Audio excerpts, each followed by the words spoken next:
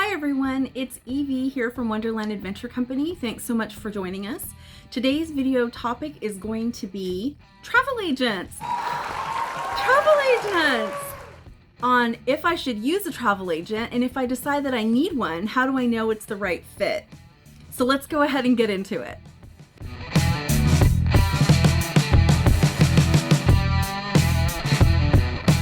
So yes, there are a lot of travel agents out there. So how do you know your travel agent is the right agent? Right? How do you know if you've never worked with one before? So what we're going to do is we're going to talk about some of the pros and cons of finding someone that's the right fit.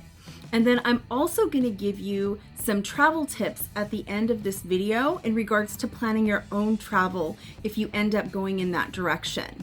So please stick around to the end and don't forget to like, subscribe, and ring that notification bell so that you can get updates on future videos. All right, here we go.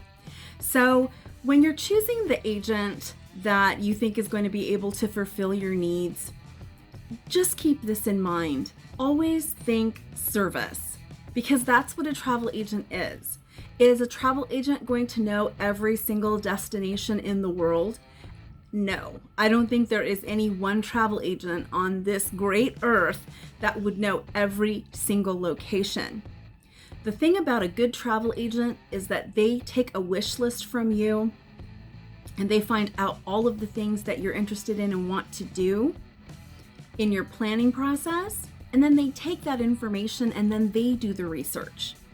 They look for the right things to do. They look for the destination and location of your vacation. So you get to do whatever it is you do on your everyday basis. You know, you can spend that time reading a book. You can spend that time hiking. You can spend that time with your family, because the travel agent is doing all of the heavy lifting on making sure that the destination itinerary is to your needs. Okay, so that is the first thing. The second thing is connection, right? You want to connect with your travel agent and make sure that they understand you as a person. I mean, I know you're thinking, hey, this crazy travel agent has pink hair. How is she going to know me, right? It really doesn't matter what you look like or who you are. What matters is that you connect with your travel agent on a emotional level. And I'm not saying that you have to be best friends with your travel agent. I'm just saying you want to connect with somebody who actually cares, that there is some feeling, some pride, and it's really heartfelt in the work that they provide to make sure that they're giving you the best vacation that you deserve and what you're paying for. I'm going to tell you a little story about my first experience with the travel agent, and maybe that can shed some light on the service subject. So it all started back in 2009 when I decided that I was going to a music festival in Germany. So I was traveling by myself and I was on a budget. And I was really worried that I was going to pick the wrong hotel or, end up in the wrong place, that I really thought using a travel agent was my best bet. So I ended up going to a big brand brick and mortar and sat down with the travel agent. We talked about my budget. We talked about the things that I was expecting and where I was going and when I wanted to get there. Now, she told me that she was going to build a package for me and that she would give me a call in a couple of days. So I said that was fine, and then I went home. So while I was waiting for her to call me, I started doing a little bit of research on my own, and I ended up finding a round trip ticket to Germany for $500. I mean, wow, right? Like $500, that's really great. And so then when she had called me in regards to my itinerary that she set up, she told me that my ticket for the flight was going to be $1,200, right? And I was just kind of like, that's a lot of money. That's like almost 3 times what I found online. So I asked, I said, hey, so I did some research on my own and I found a $500 ticket. Can you explain to me what the difference is between the ticket I found and the ticket that you're offering me? And then she got really, really mad. She got mad at me for doing the research and then just kind of exploded and told me that since I'm already looking into it on my own, that I should just book my trip. I was just like, wow, like I couldn't believe like what they were telling me, especially coming from this big box travel agency, right? I was floored, to say the least. So it was a very sad process for me, and I did take the trip, but you know, it was something that really soured me when it came to that agency. So while I was on my trip, I thought about it, and I thought the service that I got was not what I should have gotten. And I thought to myself, you know what? I could do so much better than this. I really could be an awesome travel agent. And that's how I became a travel agent. From that moment on, and that experience that I had, I was like, nobody should have to go through what I went through trying to book this trip. So there you have it. It really is all about service. I mean, I think I felt like Batman and the Joker. You know what I mean? Like, you created me. So, you know, thank you. I should probably send her a thank you note, because if she's still working there, because the building is still there. But anyway, so when you are trying to find an agent that is your fit, just make sure that it really is someone that cares about you. Now, another thing when you're looking for the right fit is that you want to know what exactly the travel agent provides. So it could really vary because we all have different specialties that we deal with. So it really is about what your needs are going to be and just having those meetings with the travel agent. I mean, maybe you have a couple of meetings with the same person, or maybe two different people, and decide who you're going to work with.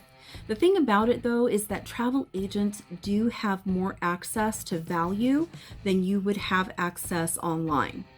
So we are part of consortiums, and those consortiums are a huge part of what benefits travel agents can give. Because you always think, okay, travel agents have the inside track, right? They actually do. So it doesn't hurt to at least have a free consultation with the travel agent and listen to the offer that they're going to give you. That's the only way that you're going to know if it's the right fit and if it's something that you'd be interested in doing. Okay, so let's get into those travel tips. So I am going to pull back that example of my personal experience, and we're looking at a $500 ticket and a $1,200 ticket. So the $500 ticket actually had 3 layovers, okay? Count them. 1, 2, 3. 3 layovers. And I gotta tell you, that trip was brutal. And it really did set the pace for my entire vacation. It's like I was trying to get out of the negative the whole time I was there, because the traveling experience was just awful. So if the ticket that she was trying to sell me for $1,200 was nonstop and had amazing times of coming and going, I actually might have taken it, but we're never going to know because she never told me what it was. So granted, you always want to look at the layover times, right? Because I traveled for a day and a half before I got to my destination because of those layovers. So most inexpensive tickets online have either a very small layover or a very large layover. So 30, 45 minutes or 15, 16-hour layovers. Maybe all you can do is afford the $500 ticket. Just be prepared for what's in store, so it's not a surprise at the other end when you're traveling, because that's the worst type of surprise, right? All right, so that's the scoop on the layovers. Now let's look at the ticket price that you are thinking you're seeing and the ticket price that actually ends up coming up. So when you book a ticket online, you might find a really good deal. I'm going to Las Vegas from California. It's $50 round trip. I'm in. Let's do it.